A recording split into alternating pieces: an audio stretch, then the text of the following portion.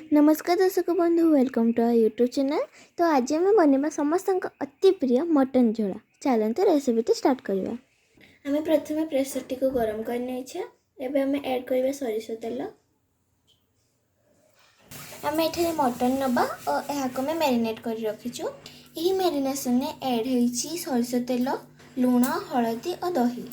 एठारे आम आलू और अमृतभंडा को भाजी कर रखीचु। एठारे आम नहीं अदा रसुण पेस्ट। एठारे आम नहीं प्याज और टमाटो पेस्ट। एठारे आम नहीं कटा प्याज। एठारे आम नहीं सुखिला लंका और तेजपत्र कटा होइतिबा टमाटो। तेल गरम हो गले आम ऐड करबा चीनी। तबे आम ऐड करबा घरे प्रस्तुत गरम मसला। तबे आम ऐड करबा कटा होइतिबा प्याज, तेजपत्र।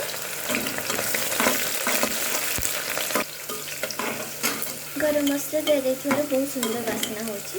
तबे आम ऐड करबा टमाटो और प्याज पेस्ट। आम ऐड करबा हळदी। क्वांटिटी अनुसार हळदी ऐड करबा। एबे आम ऐड करबा काश्मीरी रेड चिली पाउडर।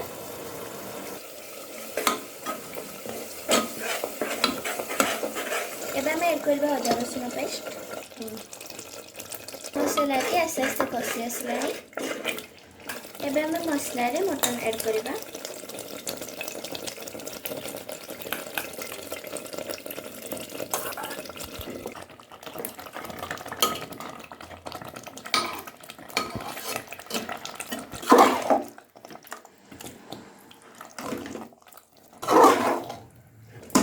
आम एबे अल्प समय प्रेसर टी को बंद करदबा एवं मांसटी को सिझापे छाड़ीदबा। चलते किसी समय होगा। चलते मटन टी केमती है देखा।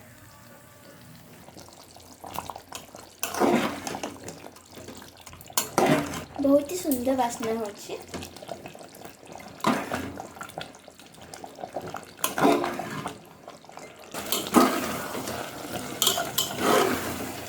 मांसटी पे कषि हो आसलानी।